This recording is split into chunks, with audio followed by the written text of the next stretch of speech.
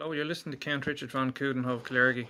Today is Sunday the 21st of July, and here's a couple of comments since my last Sunday's video.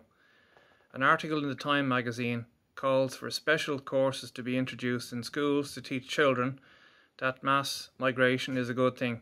The magazine published an article written by two members of an extremist monitoring group which supports mass migration and gets funding from the United Nations Development Programme, Google, Facebook, the European Commission and Soros's Open Society Foundation. The article complains about the rise in popular support for politicians who built their campaign around anti-migrant and anti-Muslim themes, have surged across the Western world as theories such as the Great Replacement and white genocide have effectively made their way into social and political discourse, and goes on to recommend the introduction of migration-focused courses in schools. Isn't that something? That's how the mainstream media is so disconnected when it relentlessly reports on the demographic shift in Western world through mass migration, as long as it is framed as a good thing. But when anyone suggests such a decline might not be entirely positive, such as Gemma Doherty, they are immediately smeared as extremist. This is nothing short of planned destruction of the Western world in order to create a new world order, and the United Nations is part of that process and gets far too much influence regarding migration. And the climate hoax. Time magazine has also ran a Person of the Year, which has included Adolf Hitler, Stalin, Henry Kissinger, Ayatollah Khomeini, Bono, back in 2005, and Angela Merkel, amongst others. The arrested captain of Criolla Racket of the German registered vessel Sea-Watch 3, who is currently under investigation for aiding illegal migration into Italy and forcing her vessel into Italian waters without permission and ramming a patrol boat, has demanded that Europe take more migrants, saying, quote, "We hear of 500,000 people in the hands of smugglers in Libyan refugee camps. We need to get them out," highlighting yet again the problem NGOs cause. She went on to say that, quote, "Europe must take in the climate refugees and the asylum has no limits." Now this is where two of the biggest frauds have been unleashed on the citizens of the Western world, especially the predominantly Christian Europe. The climate emergency hoax, with the human trafficking NGOs actually replacing the population of Europe with predominantly men of fighting age. Europe, with a population of 744 million and with an average age of 42, making up 9.83% of the world's population, compared with Africa, with a population of 1.3 billion and an average age of 19 and making up 17% of the world's population. Salvini has spoke out against her actions repeatedly since her arrest and was furious to learn that the captain has been awarded €100,000 and a medal by the city of Paris, and was also given an honorary citizenship by the local government, saying, quote, "The municipality of Paris awards the captain of the Sea-Watch, prosecuted in Italy, with a medal. They evidently have nothing better to do than to reward them." The moral inversion continues. In the UK, a politician who pushed for gender-neutral toilets shortly after his election has been charged with 9 counts of sexually touching a child. David Smith successfully petitioned the mayor of Middlesbrough to introduce gender-neutral toilets. He has resigned from the Conservative Party, but the 30-year-old intends to remain a councillor after being elected in May as an LGBTI activist and advocate in the local community, and is due in court in August. This nonsense of gender-neutral bathrooms is placing people at risk by leaving them vulnerable, especially children, to assault. And in all this double speak of inclusivity, those who speak out against it often suffer as a result of it. For instance, the Girl Guides in the UK, an article in the Sunday Times in April 2018, signed by 224 guide leaders, parents and girl guides, that the new trans inclusion rules, which allows boys who identify as girls shower in the same bathing facilities, resulted in the expelling of some of its guide leaders.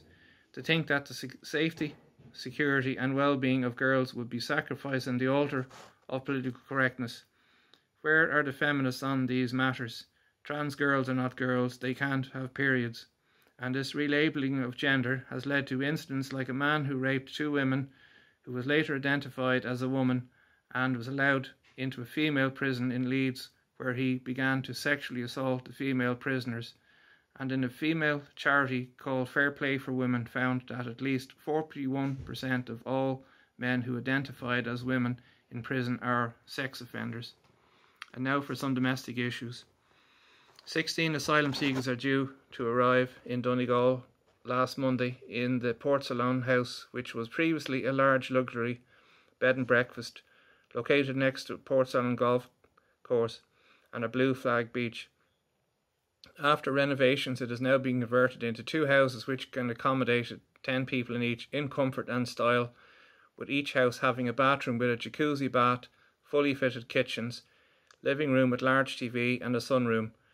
Portsalon is on the Fanad Peninsula on the shores of Lough Swilly and is 18 miles from Letterkenny, and its beach has been described by the Observer newspaper as the second most beautiful in the world. There are concerns locally that the influx of people will stretch local services, with one councillor complaining about the secrecy and the difficulty of getting any information regarding this, and it's believed that they will be staying a minimum of 6 months to a year. And in Finland, at a meeting of Interior and Justice Ministers, Charlie Flanagan said that Ireland will not sign up to an international agreement to take a share of the migrants rescued in the Mediterranean, as proposed by the Finnish government as part of its presidency of the EU, and will only deal with it on a case-by-case basis. Is Mr. Flanagan starting to see the light? Can we get him to remove Ireland from the list of countries that signed the Global Compact on Migration? I live in hope. This week also saw the suspension of Gemma Doherty's YouTube channel on the grounds that it breached terms and conditions. Footage also emerged of an assault on Gemma, and thanks to the quick actions of her companion, resulted in the detention of the assailant by Gardaí, which I hope will result in a conviction. You may not agree or like another person's point of view, but believing you have right on your side is not licensed to misbehave, threaten or assault another individual. Since the suspension of Gemma's 2 YouTube channels, a protest has been held outside the European headquarters of Google from 2 p.m. in the afternoon. I attended on Wednesday for a couple of hours. I met the same people I had met before, and it was very nice to meet up with John Mitchell, Julie, Silver Fox and Michael again, and got talking to a very nice man about the futility of using wind turbines and the fact that they are never cost productive. A lie that is so big that they would rather continue the misconception than admit that they were wrong, in case people question what else have they been lied about. He also spoke about the dangers of trying to store energy in batteries, and of the East-West Interconnector, a 500 megawatt high voltage direct submarine cable which connects Ireland and the British electricity markets. Maybe this will explain why on the Right Hook a couple of years ago, Eamon Ryan of the Green Party was talking about blighting the landscape of rural Ireland with wind farms to supply electricity to the UK market. Ireland currently has 226 wind farms which produce only 23% of Ireland's capacity out of the 1,200 individual turbines. Ladies and gentlemen, this is the advantage of attending any of these events, is to make contact with individuals who share their knowledge and help you join the dots to help build a better picture of what is actually going on. I met a very nice lady there who told me that she was one of a family of 6, and she was the only one in her household who actually understood what was going on. So it's nice for people to come there and meet like-minded people. Justin Barrett joined the protests on Thursday, which was a good sign of the cooperation of individuals with a common goal. On a slight tangent, I watched Senator Ted Cruz question a high-ranking Google executive regarding the Project Veritas revelations that Google had interfered in the electoral process by creating algorithms that would direct word searches in a particular way. And, quote, he said to her, did she think that it was Google's job to never let somebody like Donald Trump get into power again? I decided to ring the office of Ted Cruz in Houston, Texas the following day and explained to his secretary, Amy, very nice girl, that would he consider bringing up the subject of the ongoing protests outside the European headquarters of Google in Dublin regarding the suspension of an investigative journalist with over 30 years experience on suspension of her 2 YouTube channels and 4 years work, which is a direct violation of the Constitution of Ireland, protects the freedom of speech, and that would Senator Cruz consider bringing up the matter next time he is questioning a Google executive in a Senate committee hearing. We chatted for about 7 minutes and she thanked me for the call and said she would pass on to him the name Gemma Doherty and Anti-Corruption Ireland. I attended Friday's protest and met Dolores Cahill. Unfortunately I missed her speech, but thankfully today it was posted by Conan Mack. She did an excellent interview with Grant Torino before the May elections.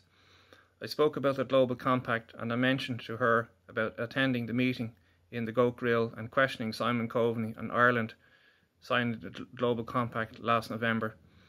I mentioned to Gemma about phoning Ted Cruz's office, and that brought a smile and a chuckle. A Sunday Business Post photographer arrived and took some photographs which appeared in today's paper in an article about the daily protest and the suspension of her 2 accounts. I managed to attend Saturday's protest as well and was delighted to walk down Barrow Street past the office of Bono's One Foundation. How about that now, so close to Google, which before the bridge to the chants of Google, Google, Google, out, out, out, Gemma, Gemma, Gemma, in, and a much better crowd, buzzing with enthusiasm. It was great to see some familiar faces again, such as John Mitchell, Silver Fox, Julie, and I was approached by a lady called Trish, who was a subscriber of mine, who gave a very interesting and excellent speech. Unfortunately, I didn't get a chance to record it. I also met up with Green Pill, and I met another subscriber called Caleb. I spoke to Terry Lanton about the chemtrails and my observations.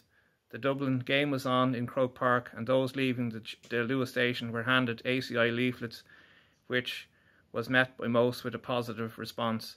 The protest continues. Well, there are a couple of comments this week. My thoughts are my own. Thanks for listening. Good night and good luck.